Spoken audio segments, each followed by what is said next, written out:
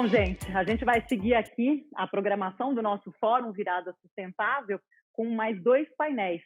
Cidade Invisível, protagonizando a mudança e o futuro da internet e as cidades inteligentes e sustentáveis. Mas antes da gente continuar, para quem perdeu ou está entrando agora, a gente vai passar um vídeo super especial que a Virada Sustentável produziu esse ano. Olha aí.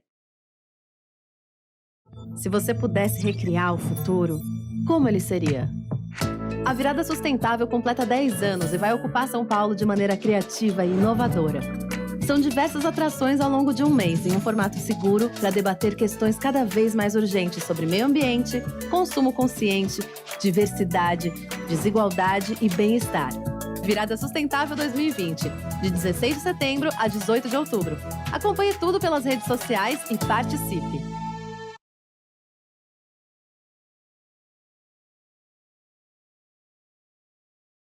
Pessoal, você que está chegando também agora aqui no nosso fórum, está vendo que tem um QR Code aí na sua tela.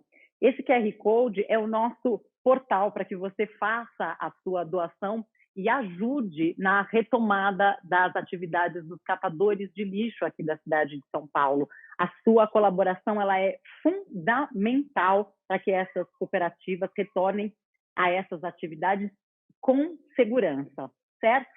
A gente vai seguindo, então, com o painel Cidade Invisível, protagonizando a mudança, realizada em parceria com o LAB, o Laboratório de Inovação e Sustentabilidade da Universidade Federal de São Paulo.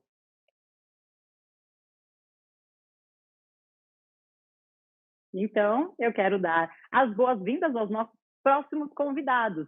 São eles João Trevisan, diretor-presidente do Centro de Convivência do Jardim Vista Alegre. Seja muito bem-vindo. A Luciana Sinalha Quintão, presidente e fundadora da ONG Banco de Alimentos. Prazer, Luciana, receber você aqui também. Renata Safon, gerente de rede e inovação social do Instituto Jatobá. Seja bem-vinda, Renata. E o nosso mediador desse painel, que é o Dan Levi, professor coordenador do Lab da Unifesp. Sejam todos muito bem-vindos, Dan. Sua responsabilidade agora, manda ver. Obrigado, Carla. Boa tarde a todos e a todas. Com muita alegria que a gente participa aqui da Virada Sustentável, desse grande evento, né, um evento nacional de muita importância, com um tema extremamente necessário e atual, né, num contexto que a gente está vivendo, de cidades invisíveis. Então, é uma grande alegria estar junto com amigos, né, com parceiros do Labs. Eu sou professor de Direito da Universidade Federal de São Paulo e coordenador do Laboratório de Inovação e Sustentabilidade, em que estamos participando, né, desse painel aqui com um tema extremamente relevante. Um tema de cidades invisíveis que visa, tem o objetivo de viabilizar, né, trazer à tona discussões relacionadas às desigualdades nas cidades, dos grandes centros urbanos, né, que tem se intensificado com os últimos acontecimentos, com a pandemia do Covid-19, etc. Então, é extremamente relevante a gente conversar sobre esses temas e trazer as comunidades que são invisíveis para a visibilidade, né? E aí, para isso, eu tomo a liberdade de, portanto, começar a mediação aqui, né, fazendo uma primeira pergunta geral, e aí é só para a gente definir como é que vai funcionar aqui a nossa dinâmica, né? A nossa dinâmica vai funcionar da seguinte forma: eu vou fazer uma pergunta geral para todos aqui que estão participando, todos os palestrantes, para a Renata. Olá, Renata, boa tarde, muito bom estar aqui com você. Para a Luciana, querida Luciana também, da UBA, muito bom estar aqui com você. João Trevisan, da Brasilândia. Vou fazer uma pergunta geral para cada um de vocês, e aí vocês vão ter 5 minutos para a resposta. E, em seguida, a gente vai ter mais 2 rodadas de perguntas, e aí eu vou fazer perguntas mais direcionadas para cada um de vocês, ok? Bom, então, para a gente não se alongar muito, como primeira pergunta, e aí eu acho que a gente pode começar com a Renata, depois com a Luciana e, por último, o João, ou conforme vocês preferirem. Já que o nosso tema é Cidade Invisível, né, protagonizando a mudança, como vocês definem a cidade invisível e como atuam para mudar a situação de vulnerabilidade na cidade? Bom, Dan, primeiro eu gostaria de agradecer aí o convite, né, da Virada. Nós, do Instituto, estamos muito felizes, né, de poder participar aí com vocês mais uma vez aí, né, nesse evento tão importante, tão relevante aí para a gente. Quando chegou o tema para gente, Cidade Invisível, primeira coisa que eu fui procurar o significado de cidade e invisível. Eu fui lá no dicionário, né? E qual que é a definição de cidade, né? É um conjunto de diversos aspectos, né? Entre eles é uma quantidade expressiva de população, uma densidade populacional, uma localização permanente, uma extensão espacial grande, tem que ser ocupação não agrícola, tem que ter um padrão de propriedade, convivência entre as pessoas, um modo de vida característico entre elas, tem que ter uma abertura externa, né? As pessoas podem entrar e sair, e tem que ter uma questão de comércio, né? E outras características de movimentação lá dentro. Isso daí eu acho que é tranquilo. Aí eu fui na definição de invisível, eu falei, poxa, deixa eu ver o que é invisível. E olha que interessante, tá? Invisível por sua natureza, distância ou pequenez escapa da vista. Eu fiquei pensando, poxa, a natureza é a mesma, somos os mesmos, não é isso. A distância, não é a distância, né? Aqui em São Paulo, meia hora você está lá na Zona Sul, ou mesmo no centro, aqui do lado, né? Tem várias cidades invisíveis aqui, inclusive do lado, às vezes a gente anda e já encontra, né? Pequenez, você fala, não é pequenez, porque lá o extremo sul de São Paulo é maior do que a grande parte das cidades do Brasil, né? Então não é isso. Então eu fui um pouco mais a fundo, eu fui ver o que um objeto que é visível pode ser classificado como invisível, né? E aí tem algumas questões, que ele pode estar atrás de um objeto, então você não vê. Ele pode ter a mesma cor ou aparência do fundo, então ele fica camuflado. Ele pode estar num ambiente muito claro ou muito escuro, ou ele pode estar no ponto cego do observador. Então, eu acho que aí entra a grande questão, é invisível a partir de qual perspectiva? Do ponto de vista de quem que é invisível essa cidade, né? Porque óbvio que não é, ela está lá, né? Com todas as suas potencialidades e necessidades, mas não, está lá, né? Então, essa é a questão, não querer ver, né, não colocar atenção numa realidade que muitas vezes incomoda as pessoas, né? E a gente precisa entender que a gente precisa sim conviver com aquilo que incomoda e a gente precisa fazer alguma coisa para mudar isso, né? E como é que nós, né, do Jatobás, atuamos, né, para mudar, tentar mudar um pouco essa situação de vulnerabilidade, né? Nós fomentamos ideias, inovações, organizações e pessoas que vivem em lugares que são tidos como invisíveis, né? A gente reconhece que existe um potencial nessas cidades e a gente apoia colocando luz para que essas pessoas consigam mudar a realidade do próprio lugar, né? Então a gente fala muito de cultivo, né? A gente cultiva potências, né? Que muitas vezes não são atendidas e que tem poucas conexões aí com fora dessa cidade invisível, vamos dizer assim, né?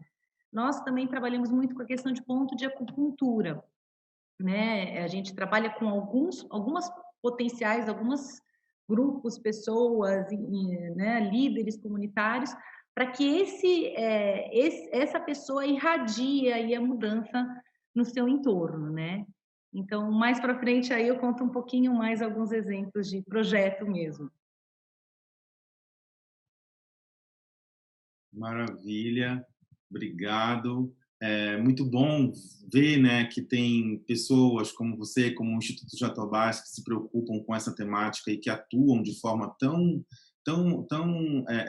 forte, né, para dar visibilidade, para tirar a invisibilidade dessas comunidades, né? E é muito interessante a sua fala no sentido de o invisível para quem? Essa que é a grande questão, né? Porque elas são comunidades que existem, são fortes, são atuantes, né? Produzem, né? E devem ter acesso a todos os direitos garantidos, né?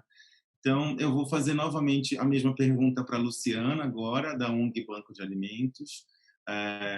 Como vocês definem cidade invisível e como atuam para mudar a situação de vulnerabilidade? Luciana.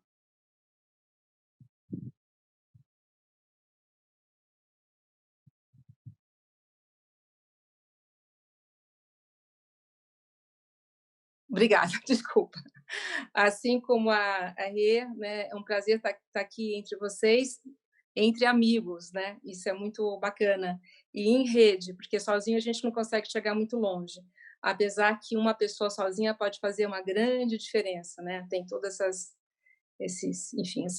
nuances. Olha, eu concordo com a Rê. A cidade não é invisível. Eu diria assim, cidades invisíveis dentro das próprias cidades, né?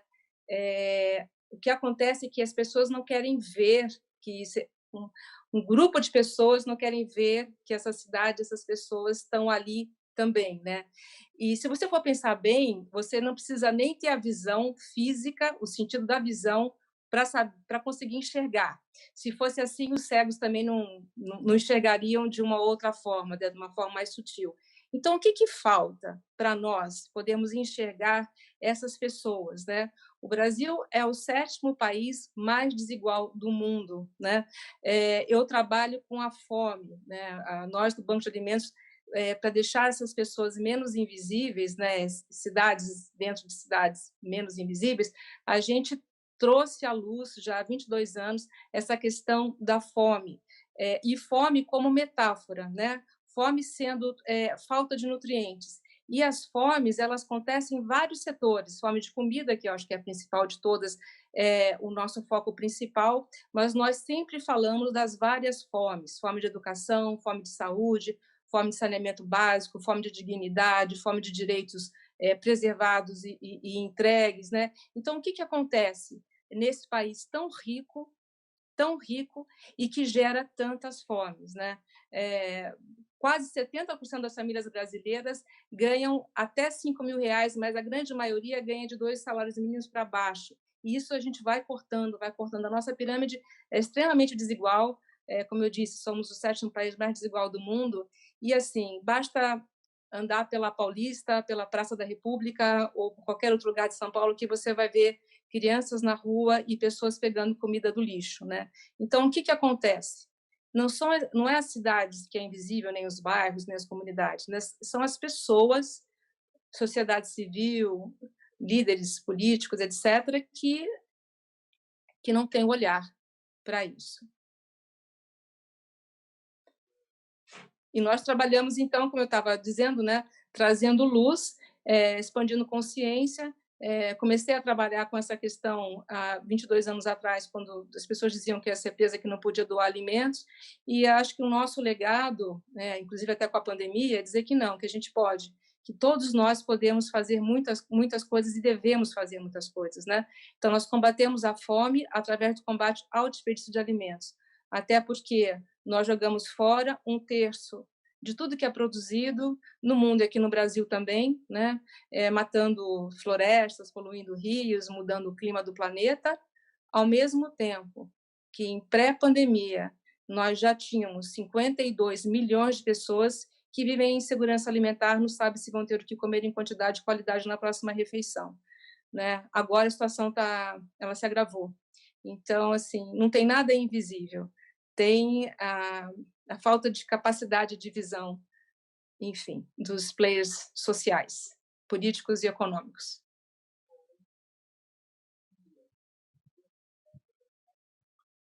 Perfeito, Luciana, obrigado pela sua rica contribuição.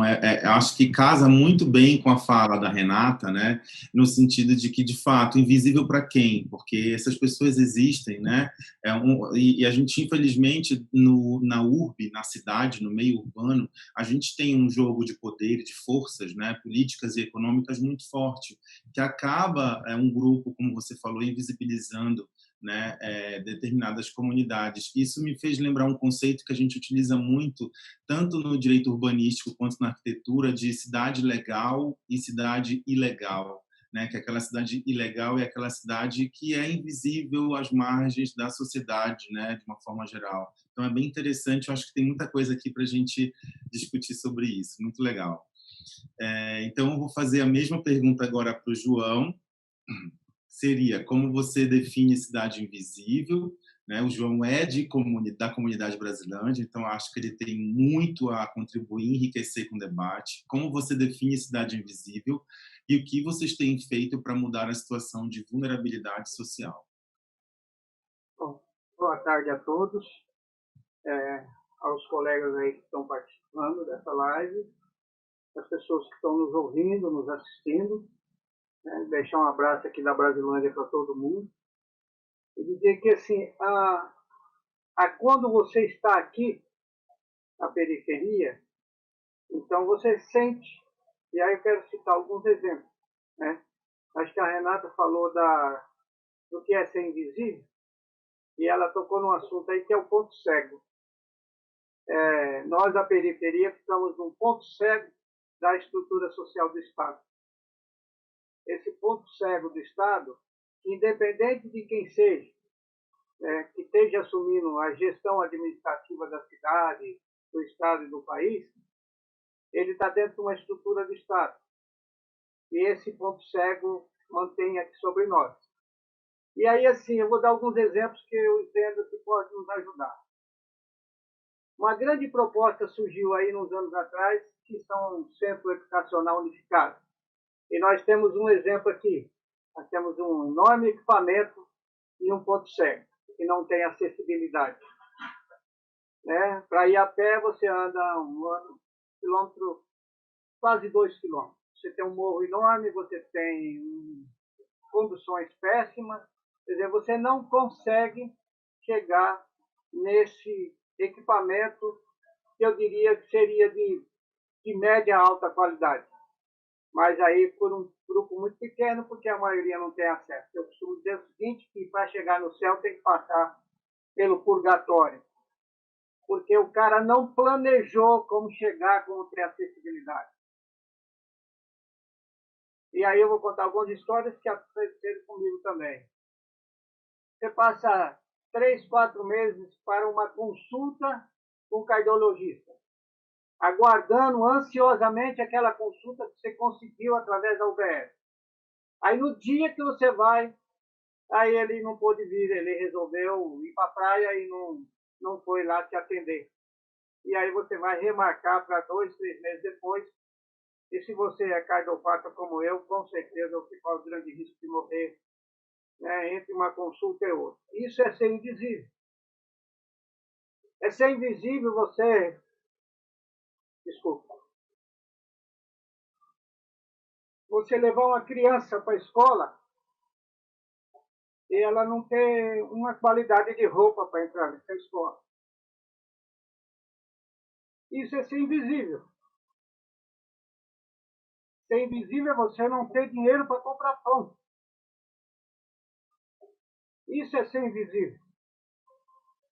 E aí, muitas vezes, para se tornar invisível, tornar visível, o menino comete uma infração. E aí ele se torna visível. Isso é ser invisível. Ser um bairro, um distrito invisível, com em torno de 300 mil habitantes. Isso é a nossa realidade. E é uma cultura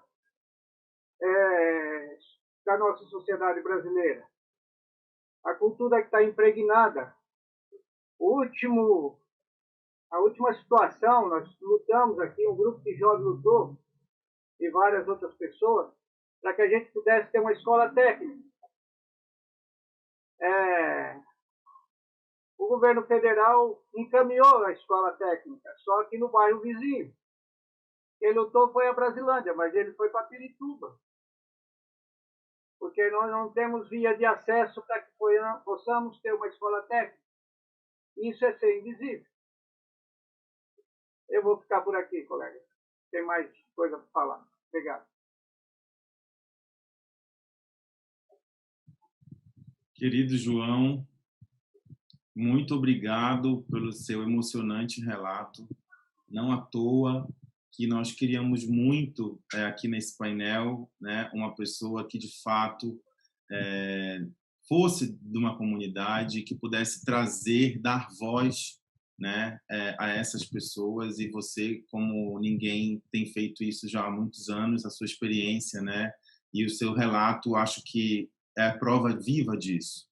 Então, muito obrigado, porque nada melhor do que dar voz e ouvir essas pessoas, né? Eu acho que elas têm muito a falar, então é por isso que a gente queria ter essa troca aqui nesse painel de hoje. Obrigado, João.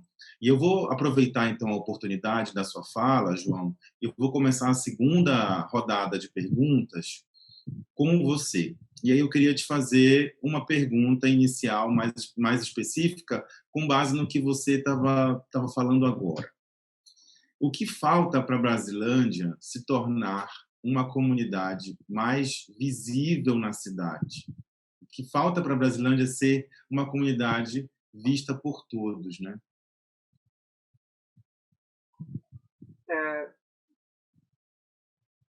O que precisa é que os nossos governantes, o pessoal que está na estrutura, e aí, quando eu falo nosso governante, eu não falo só quem está no poder público. Porque muitas vezes eu percebo aqui que nós temos uma grande chance de jogar toda a responsabilidade para quem está lá no governo. Mas a gente sabe que não é só no governo que se comanda uma cidade. Sabe que não é só lá na prefeitura, no governo do estado, que se planeja uma cidade. Tem muitos outros serviços, tem muitas outras organizações, grandes estruturas que ajudam a planejar e que defendem o seu ponto de vista e que interferem diretamente, né, no poder executivo, legislativo e judiciário.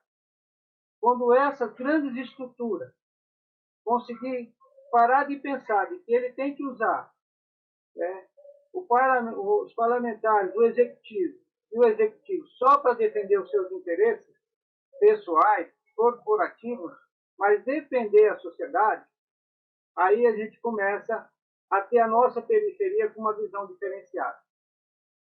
Eu lembro que o professor Aulicínio falava do Oceano Azul,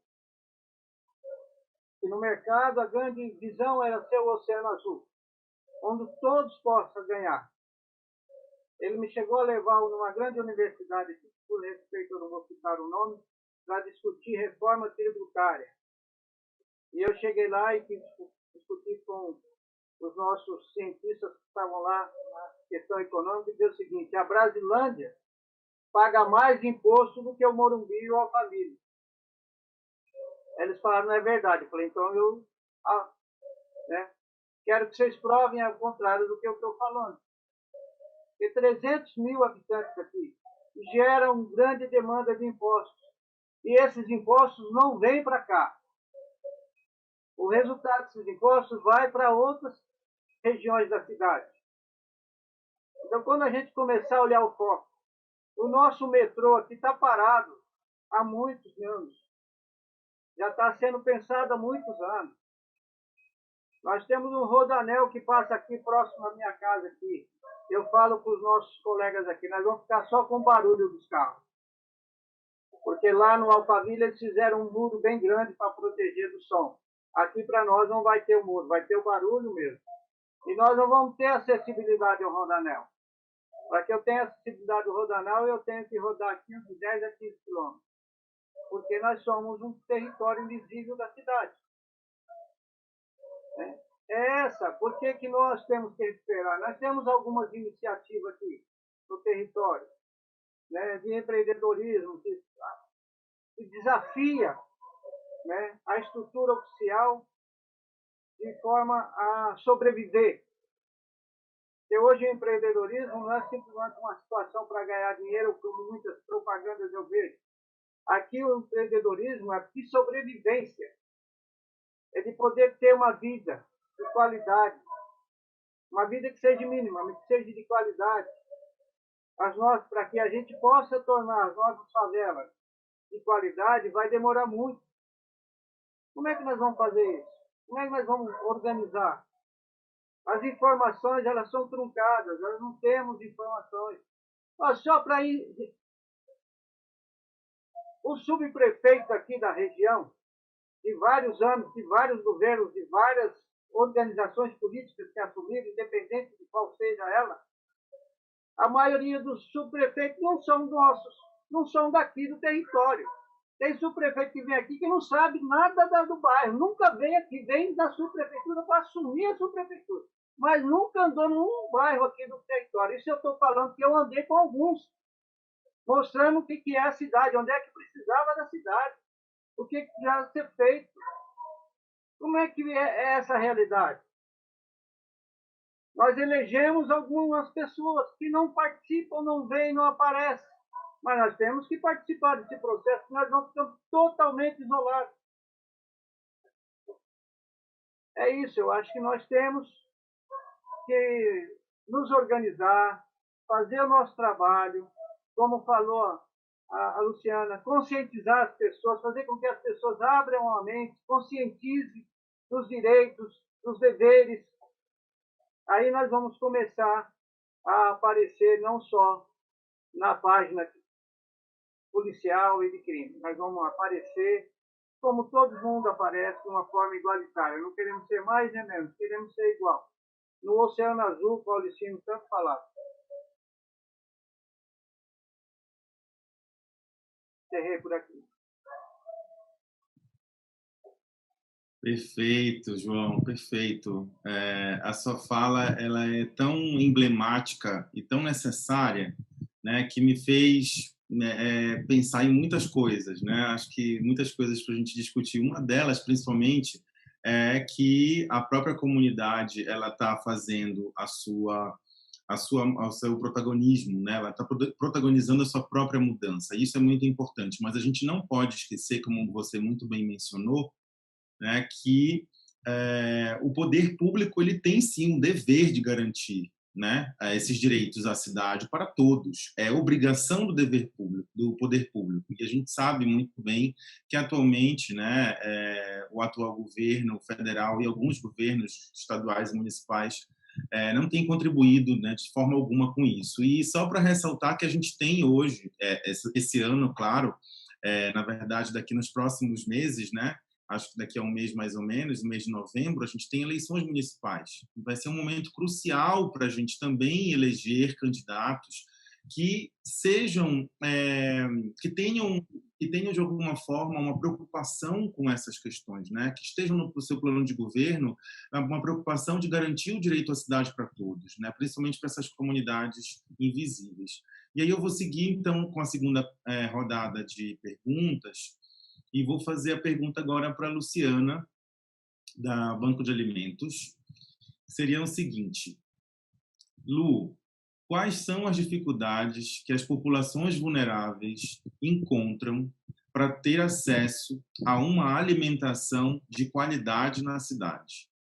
A localização geográfica na cidade é uma barreira para esse acesso?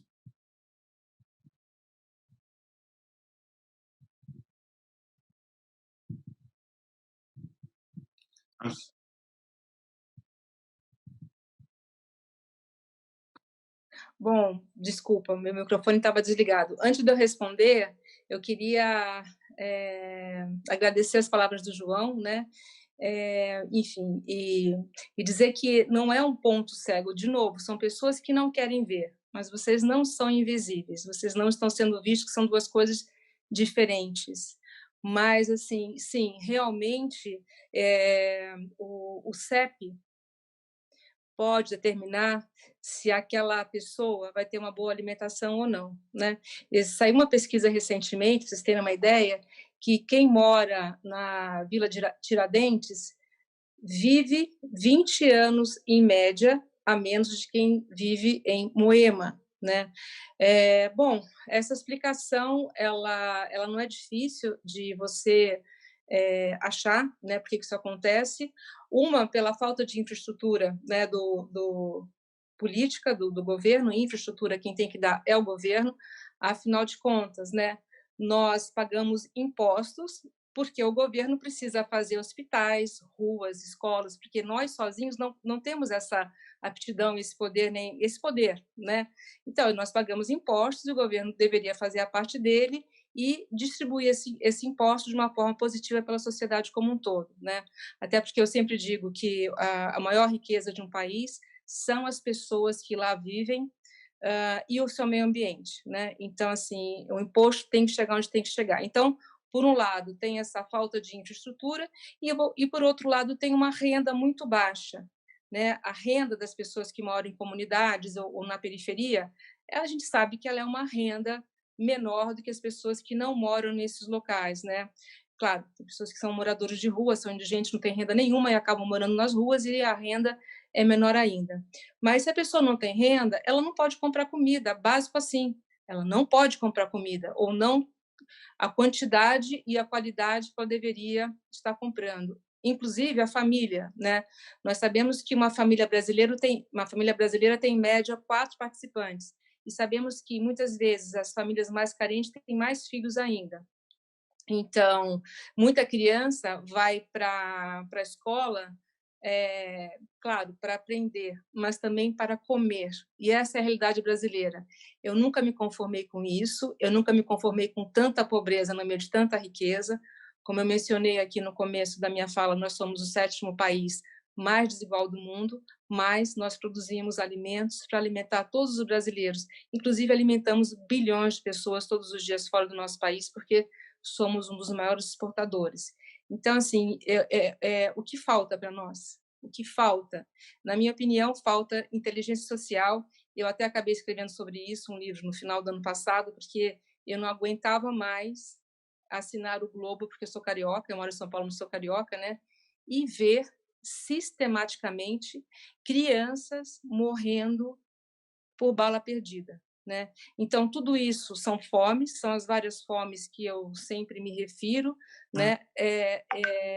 Nós podemos, sim, saciar essas várias fomes, só depende de nós, do poder público, das empresas, né, que eles têm um poder muito grande na mão, no bom sentido, até porque eu não sou contra as pessoas serem ricas e bem-sucedidas, muito pelo contrário. O que eu acho errado é a gente ter um nível de pobreza tão grande e falta de oportunidades, né? Eu acho que nossa gestão precisa melhorar muito e a participação da sociedade tem que melhorar muito também. A gente tem que criar cidadãos que queiram ver esse país ser mais desenvolvido. E um país mais desenvolvido significa ter mais qualidade de vida, né?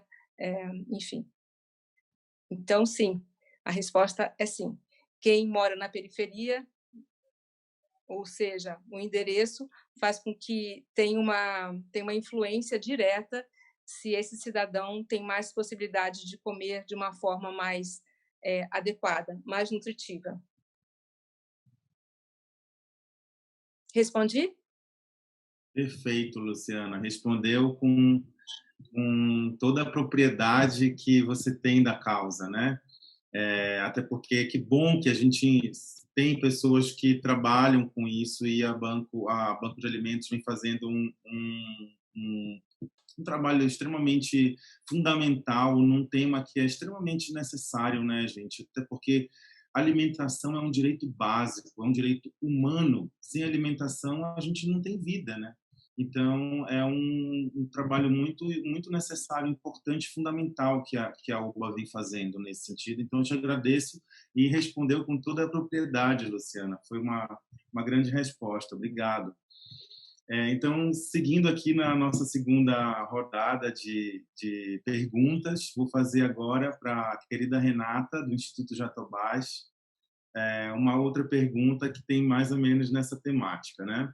De que maneira as pessoas que residem nessas cidades invisíveis podem se tornar os protagonistas de sua própria mudança? E como os projetos sociais de impacto podem ajudar de maneira ativa na transformação social? Bom, Dan, eu quero começar falando que nós, o cerne do nosso trabalho como organização, nós acreditamos que o indivíduo é o protagonista de sua própria mudança. A gente não acredita que tem um salvador, que vai vir, que vai resolver tudo.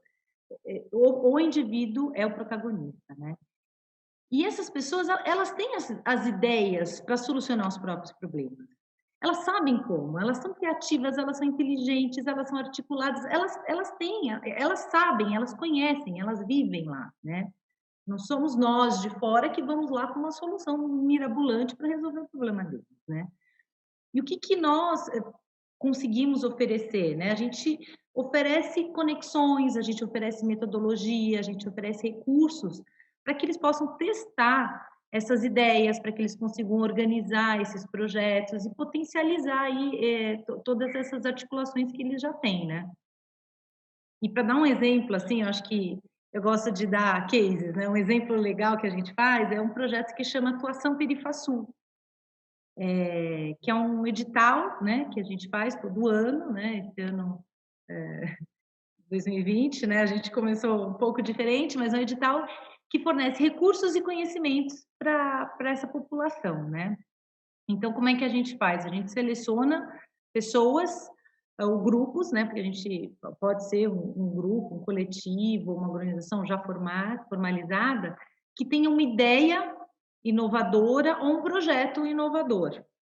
E a gente, de modo geral, a gente entende que a gente tem que trabalhar em rede, né? Então, a gente sempre traz parceiros para conduzir esse projeto junto, a gente sempre se conecta para esses projetos, tanto que na Lu do Banco de Alimentos é uma super parceirona nossa, ainda mais agora, né? Estamos muito próximos do Banco de Alimentos, aí fazendo um trabalho muito bonito também lá na Zona Sul. Mas para esse projeto específico, nós do Jatobás nos juntamos com a Fundação ABH, com a Macambira Sociocultural, que é uma organização, a Lânia, né? Que é da própria comunidade, que a gente acha fundamental, que nem o João. Ele tem que estar aqui, não tem como o João não estar aqui participando dessa conversa. A gente tem que dar, a gente tem que iluminar, não é o que a gente está falando, a gente tem que dar, né, o palco para essas pessoas. Então, assim, a Lânia está junto com a gente em tudo, e é maravilhosa. E a Fundação Alphaville, né, então com a Marina e com a Diandra, né, que são nós quatro nos juntamos, parceiros mesmos, né, e apoiamos 25 grupos para fazer uma jornada aí de 5 meses, né, que a gente repensa o problema e a solução baseado no design thinking, né, que é no design centrado no ser humano, onde a gente coloca a pessoa no centro das discussões e das soluções, né? E é um processo bastante interessante que mais ou menos 70% dos grupos mudam o projeto depois de passar por essa jornada, né? Então é uma coisa bem profunda. E depois a gente selecionou 20 projetos para apoiar financeiramente eles, para eles colocarem em prática o projeto que eles desenharam. E aí desenvolver. A gente acompanha eles por um ano, a gente está nesse processo, já selecionamos esses 20, agora a gente está aportando, né, o recurso financeiro e acompanhando eles. E durante o ano a gente não fica longe, né? A gente continua próximo, a gente tem o Espiral do Conhecimento, né, que a gente faz encontros mensais com temas que eles nos trazem, com temas que são importantes para eles, que eles precisam desenvolver. Então a gente faz essas nossas conexões, né, e traz convidados, palestrantes, enfim, alguma consultoria. Eles trazem para a gente o que eles estão precisando naquele momento. Tanto que o primeiro agora vai ser de captação de recurso, sempre, né? O primeiro tema, quando a gente faz a pesquisa, que tema você quer? A captação de recurso. Então, sempre captação de recurso. Vai ser agora dia 15 de outubro, Inclusive, é aberto para o público, se vocês tiverem interesse, é só entrar lá no link do Instituto Jatobás, no Insta ou no Face, que tem, é só se cadastrar lá que vocês podem participar desse bate-papo que a gente vai fazer. É aberto para todo mundo, mas a gente está sempre nessa proximidade aí com eles e tentando dar todo esse suporte para eles. Maravilha, Renata, obrigado. Isso tem cada vez mais ser divulgado, né, para toda a sociedade. Cabe a nós, né, que estamos trabalhando com essas questões, divulgar amplamente para toda a sociedade ter acesso, porque muitas vezes o que a gente vê é uma falta de oportunidade mesmo. Não é uma falta de capacidade, é uma falta de oportunidade que essas pessoas não têm, né, para se tornarem protagonistas da própria vida, dos próprios direitos, né? Enfim, obrigado e parabéns pelo Jatobás por essa atuação. Bom, fechamos então a segunda roda de conversas, de perguntas aqui na nossa conversa. E aí eu queria começar, portanto, a nossa terceira e última roda de perguntas, fazendo novamente a pergunta para o nosso João aqui, que já começou a falar um pouco sobre o tema, mas eu acho que agora ele vai ter oportunidade de falar como o empreendedorismo social ajuda ou está ajudando, né, no enfrentamento da Covid-19 na Brasilândia, né? E se você puder contar um pouco para a gente quais foram as soluções usadas nos últimos meses para diminuir, né, tentar minimizar os problemas causados a pandemia, obviamente, como a gente sabe, escancarou as desigualdades na nossa sociedade, né, infelizmente. Se a gente for parar para perceber, existem vários estudos que determinam que 60% da população na capital de São Paulo que morreu de Covid-19. Isso é um estudo do DataSUS, né, que é do banco de dados do SUS, né, aqui na cidade de São Paulo. 60% da população que morreu foi a população de periferia que ganhava até um salário mínimo, população preta, população, né, de baixa renda e etc. Então, conta para a gente como que vocês tentaram driblar, né, essa situação aí com o empreendedorismo social. Bom, assim que começou a pandemia, houve toda uma grande preocupação aqui da comunidade, das lideranças, e começou a se mobilizar. Várias iniciativas tiveram, porque foi incrível, que nós não tínhamos dimensão de todos os agrupamentos que existiam. Sabíamos que tinham vários agrupamentos, várias ONGs, vários tipos de organizações diferenciadas. Sabíamos que tinham muitos. Porém, assim que a pandemia começou, houve uma certa estruturação, criou-se automaticamente uma rede. E essa rede ela foi crescendo, as pessoas foram se ligando a ela e foram crescendo. De um lado, de outro lado, outras organizações foram fazendo suas atividades, então aí começou. E assim que a gente teve a triste notícia de que a Brasilândia era o distrito com o maior número de mortes da pandemia, aí então a situação começou. E aí, é incrível, é que nós deixamos de ser invisíveis, porque começamos a ser, né, lembrados pelo número de mortes na Brasilândia. E aí chamamos a atenção, né? Chamamos a atenção do mundo todo, do Brasil todo, da cidade toda. Então, isso voltou para nós aqui uma grande iniciativa. E as lideranças aqui, que não são poucas, nós temos muitas lideranças no território. E essas lideranças começaram a se movimentar, a criar redes, a somar forças e a se mexer, né? E nós criamos um grande campo de batalha contra a fome aqui, porque como as pessoas começaram a ter que ficar em casa, não produzir, não demitidas, afastadas do trabalho, ganhando bem menos da metade do que ganhava, e aí nós começamos a se mobilizar aqui no território, né? Então, uma das ações que foram feitas, tantas teve aqui, uma nós participamos efetivamente, inclusive, com a UBA, que é o Banco de Alimentos.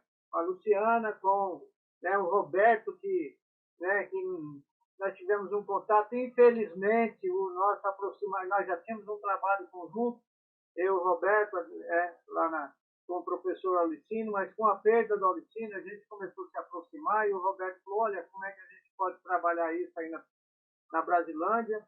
Eu falei, primeira coisa, você me manda aí uma cesta básica aí, ó, eu pedi umas 800, ele me mandou 500, daí nós começamos a contatar pessoas e depois veio outras ideias. Um dia ele me ligou aqui e falou, olha, estou mandando um caminhão de ovos, chegou aqui 6.600 dúzias de ovos, e como ovos é uma coisa que estraga rápido, foi uma luta aqui para dividir para todo mundo, porque uma das entidades, a minha entidade, ela veio recebendo, mas o objetivo era distribuir para todo mundo aqui, socializar, e chegou a ideia também do cartão, né, do cartão alimentação da Sodexo, que é de R$100, e aí nós começamos a trabalhar, e eles vieram, e nós vamos topar essa briga, e fizemos muitas dificuldades, boas alegrias, gente que nós não conhecíamos e não conhecíamos aqui no movimento, aqui na luta, começou a despontar, então nós juntamos 44 agrupamentos, entre ONGs, institutos, agrupamentos que se juntaram, que formaram ali uma turminha para ajudar, foi 44 agrupamentos, né? E está sendo ainda, porque nós não encerramos, mas está sendo um trabalho muito bonito, com muita dificuldade, porque foi na raça, na unha, nós não tínhamos experiência, o pessoal também não tinha experiência, a gente foi apanhando aqui para fazer as coisas e fomos descobrindo os caminhos, né? E estamos ainda, já ganhamos um know-how por essa dificuldade que tivemos, uma parceria enorme aqui no território, a gente descobriu lideranças lindas aqui no território, companheiros sérios que doam a vida trabalhando direto, né, fazendo marmitex, distribuindo cesta básica, fazendo kit de alimentação, distribuindo máscara. Foi um grande número de entidades aqui, eu não vou citar o nome porque não ia gastar muito tempo, né? Mas principalmente essa parceria que veio com o Banco de Alimentos, né? Com o escritório lá do Roberto, que eu sempre me falho o nome, com o pessoal da Sodexo que veio aqui cruzando esse trabalho. E esse empreendedorismo, né, ele tende a crescer aqui com a gente, né? Além de eu estar na direção do CCJBA, eu sou técnico de medida socioeducativa e trabalho com adolescentes, jovens e adolescentes, né, em medida socioeducativa. E esses garotos, eles saem com a gana de achar alguma coisa para fazer. E vários deles, lá no meu trabalho, eles procuram desenvolver o seu próprio trabalho. Então, nós precisamos preparar esses jovens para o empreendedorismo. Eles têm a gana de fazer, a vontade de fazer e têm um perfil para fazer. Então, precisa a qualidade, né, o conhecimento técnico para dar esse espaço. Então, eu acho que a gente vai dar esse caminho. Nós temos algumas experiências interessantes aqui no território, entendeu? O pessoal da Jaúba, o pessoal de corte e costura, entendeu? O pessoal tem várias atividades aqui, né? Da alimentação, de padarias, coisas assim, comunitárias, nós temos várias, que são pequenas, e que a gente pode juntar e fazer um crescimento maior nessa questão do empreendedorismo, principalmente nesse momento. Preciso dizer que nós estamos passando por um momento muito difícil, porque a pandemia não acabou, ainda não veio a vacina, mas o que ficou assim muito e que vai demorar um pouquinho é que muita gente ficou desempregada nesse processo, né? O apoio financeiro do governo federal vai acabar agora, né, no próximo mês. Essa pequena contribuição aí do governo federal vai ser eliminada, então nós vamos ter um final de ano muito apertado aqui, muito difícil. Não só aqui na Brasilândia, mas eu acredito que em toda a periferia da cidade de São Paulo e do país. Mas essa aqui eu acho que empreendedorismo, a visão da gente poder investir nessa área, né? Nós estamos aí com a ideia de construir algumas capacitações, né, para que a gente possa contribuir com as pessoas nesse perfil que falta para eles, desse conhecimento, né? Como é que você monta um negócio, como é que você estrutura ele. A Luciana falou da fome do conhecimento, Luciana. Então, a gente está cuidando da fome, né, da barriga aqui, que dói de fome, mas a gente precisa de ter, eu acho que hoje, nós precisamos muito da fome do conhecimento. Precisamos dar conhecimento, porque teve gente que deu muito conhecimento, um conhecimento meio que equivocado, que não contribui socialmente para né, uma sociedade menos injusta, vamos dizer assim, né? Eu acho que a gente pode construir isso junto, pegando essas lideranças aqui no território da Brasilândia, que são muitas, são gente séria, gente de vontade para fazer. A gente sabe que muitas vezes a gente leva os tropeços, comete alguns erros, mas isso não impede, né, da gente poder dar continuidade a esse trabalho. Né? Eu acho que aí nós vamos ter aqui grandes investimentos e grandes vitórias no sentido de combater e sair da invisibilidade. Passar a ser um território de perspectiva e não invisível, e não do desconhecimento. Né? Eu acredito muito na capacidade da formação, do conhecimento, da estrutura, da parceria, do trabalho em rede, da seriedade desse trabalho, né? Ninguém usar ninguém, ser companheiro mesmo, ser colega, ser solidário. Eu falo que essa campanha que nós fizemos, ela não é campanha assistencialista. Eu sou contra o termo assistencialista, eu sou uma campanha de solidariedade, de companheirismo, entendeu? De seriedade, de estar preocupado com o próximo.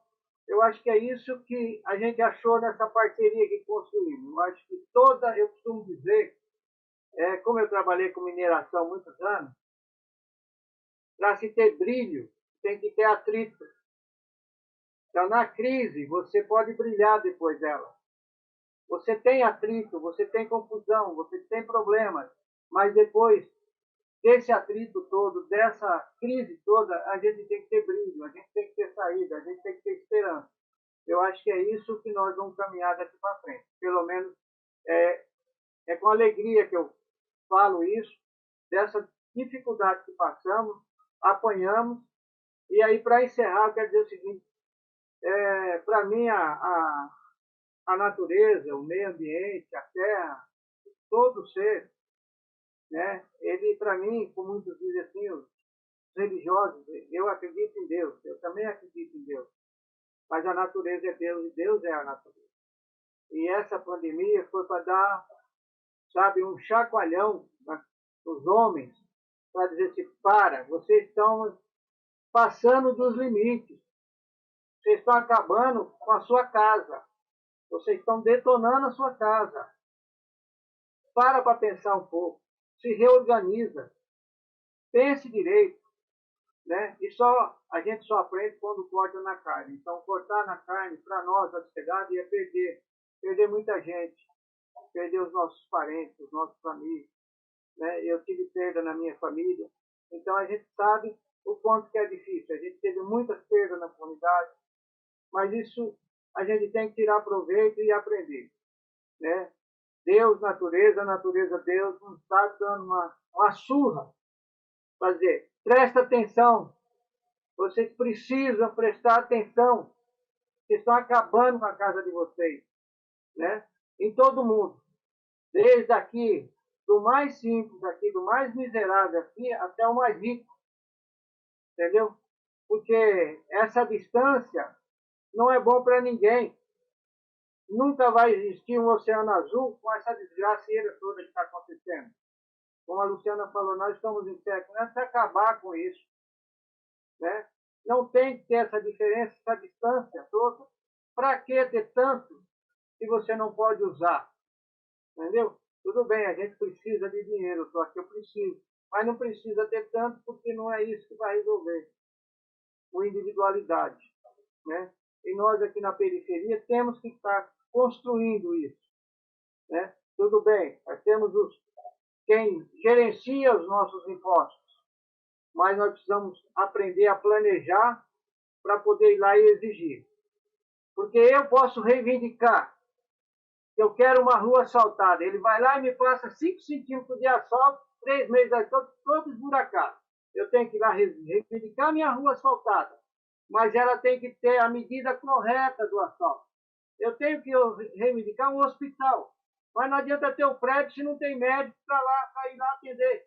Nós estamos com um hospital aqui iniciado, já começou a atender, mas não tem médico, não tem maca, não tem equipamento. Então, nós temos que aprender a reivindicar, nós temos que aprender a pensar, e é isso que a gente quer que vocês aí na universidade, venham aqui passar para o povo como é que se faz as coisas, como é que eu qualifico a minha reivindicação, como é que eu qualifico o meu pensamento.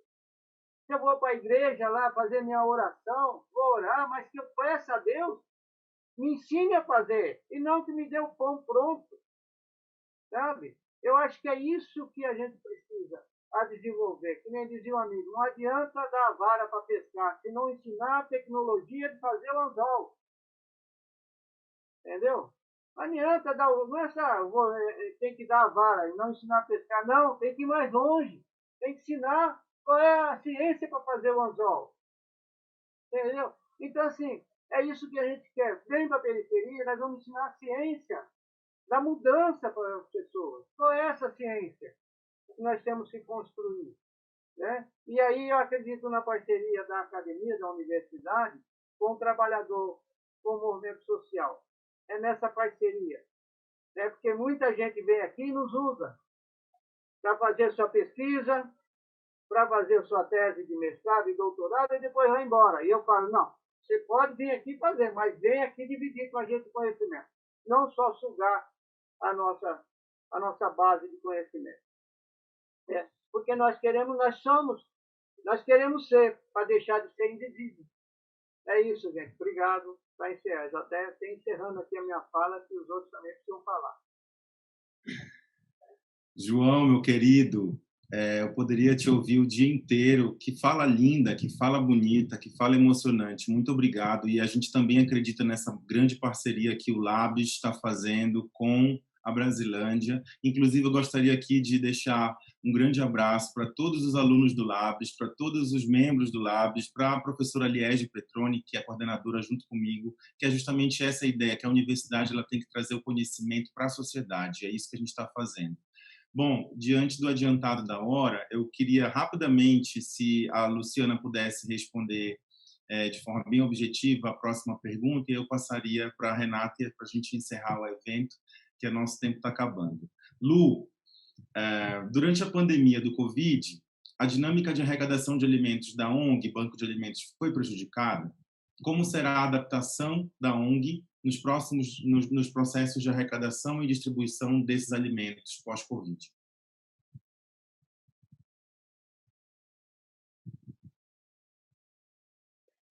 É que a gente fica emocionada, né? E tem tanta coisa para falar, assim, eu queria falar outras coisas, mas vamos falar da ONG agora, né? Porque eu gostaria de falar dos motivos que geram todas essas fomes e como a gente mitigar esses motivos, né? Enfim, mas vamos lá. Não, a Covid não prejudicou o trabalho da ONG, né? Eu costumo dizer assim que parece que eu vivi a minha vida inteira que eu trabalhei a minha vida inteira para chegar nesse momento. E durante os 22 anos de trabalho do Banco de Alimentos, eu tinha arrecadado 8 milhões e 200 mil quilos de alimentos, né? E dado educação nutricional, enfim, tudo aquilo que a gente faz concomitantemente à entrega do alimento. Na pandemia, de 1º de abril a 30 de setembro, nós tínhamos chegado no número de 4 milhões e 700 mil quilos de alimentos, impactando quase 1 milhão de pessoas, né? E por que isso aconteceu? Aconteceu porque nós estávamos lá disponíveis, né? Nós aproveitamos todas as oportunidades e a sociedade acordou. Porque como nós distribuímos alimentos, assim, nós não compramos alimentos, né? Nós distribuímos alimentos que nós recebemos. Então, assim, a gente nunca recebeu tanto alimento como na pandemia, e é claro, a pandemia por si só já é um grande motivo, né? Mas essa fome já estava lá, ela foi exacerbada, mas ela já estava lá, né? E é isso que eu escrevo, que é isso que eu digo assim, a gente tem que quebrar vários paradigmas políticos, econômicos, sociais e educativos. Nós precisamos, desde cedo, ensinar nas escolas a realidade do Brasil, não de uma forma negativa, Mas olha onde é que a gente pode chegar, e todos nós somos responsáveis por essa construção, ensinar as crianças desde pequenas que elas fazem parte, né? Para não haver 3, 4, 5, 6, 7, 8, 9, 10 Brasis, de acordo com a renda que você está inserido, que é uma coisa realmente que acaba acontecendo, né? E eu concordo com o João, quando ele fala que ele gostaria que as crianças, as pessoas aprendessem a fazer o anzol. Para que isso aconteça, tem que ter escolas. As crianças precisam ir à escola, aprender.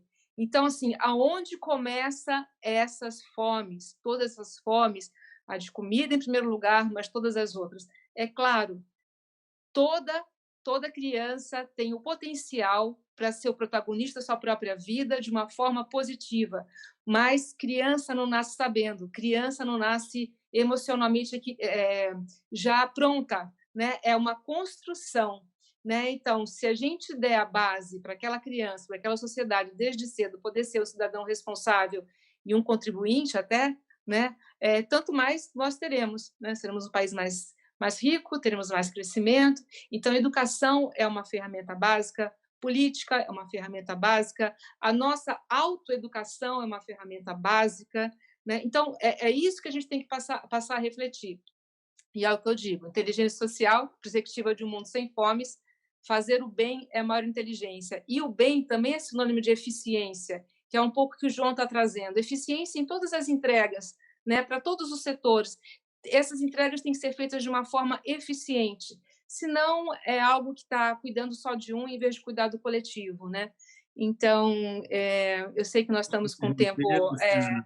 Desculpa te interromper, querida, que a gente está com o tempo assim, já praticamente esgotado.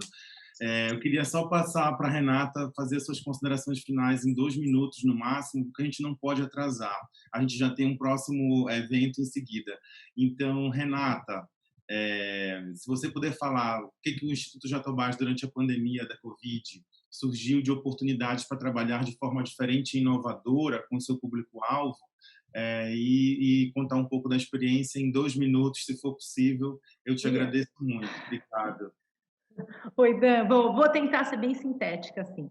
Quando começou a pandemia, a gente parou e falou, não podemos fazer as coisas da forma que a gente tinha planejado. A situação mudou completamente, imagina, né? Estamos no meio de uma pandemia.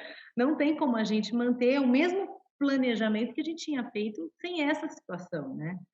Então, a gente sentou aí, sob o comando aí da Ivani Tristan, fantástica, super, a nossa diretora aí da área, junto com a Isabel, minha parceirona aí, e a gente reviu aí tudo que a gente estava fazendo e falou, não, isso daqui não faz mais sentido fazer agora, vamos fazer outra coisa. Então, o que a gente fez de forma muito rápida? Primeiro, a gente conversou com as pessoas, a gente quis entender deles o que estava pegando, qual que eram as principais dificuldades, quais sugestões eles tinham e o que eles tinham de bom também, o que eles tinham de saberes que eles podiam fazer. E aí a gente entendeu que a principal questão era a geração de renda, né? Em como transformar esse saber dele, que é muito de forma presencial, nesse formato mais tecnológico. Então a gente estruturou um projeto em que a gente apoiava esses grupos a transformarem os seus saberes em formatos tecnológicos, né? Então a gente deu para que eles pudessem experimentar, né? Então a gente deu tutoriais para eles em como fazer um vídeo, como gravar uma música, o que é o YouTube, Facebook, Instagram, como colocar tudo com o celular gratuito, aplicativos gratuitos. E a gente estimulou esse teste deles. E a gente ia remunerando, cada produção que eles iam fazendo, a gente ia remunerando, as produções individuais, produções coletivas, e no final a gente fez aí uma grande premiação, eles mesmos fizeram parte do processo de curadoria e votaram nos projetos, nas produções deles, né? E teve até a produção mais do voto popular, enfim. Então a gente conseguiu ouvir o que era preciso, o que eles estavam precisando, e a gente adaptou aí um projeto com isso, e eu acho que a gente conseguiu atingir uns números muito interessantes. Lá no canal do YouTube Comunidade em Rede, quem tiver mais interesse, lá estão todas as 130 produções. Renata, obrigado, querida. Diante ao adiantado da hora, gente, são tantos assuntos, né? Tantas questões importantes a serem discutidas, mas eu agradeço a todos. Agradeço a OBA, Banco de Alimentos, Instituto Jatobás, João Trevisan, da Brasilândia, ao Labs Unifesp, nossos alunos queridos que nos ajudam muito, nossos professores, enfim, a academia e a universidade está aqui para apoiar a todos. Muito obrigado por essa discussão, por essa roda de debates. Obrigado à Virada Sustentável por esse espaço, né? E passo a palavra para Carla. Muito obrigada, Dan. Obrigada, Renata, Luciana e João. Você vai ficar guardado aqui na nossa memória de Virada Sustentável para todo o sempre. Para se ter brilho, é preciso ter atrito. Essa foi a frase do nosso querido João Trevisan, que com certeza, João, seu maior superpoder não é a invisibilidade. Vamos pensar bem aí, gente, vocês estão acompanhando a programação da Virada Sustentável, para quem é que vai o seu voto nas próximas eleições? O seu voto, ele não reflete só na sua própria vida. Você é responsável pela vida de muitas outras pessoas, muitas delas que seguem invisíveis na nossa sociedade.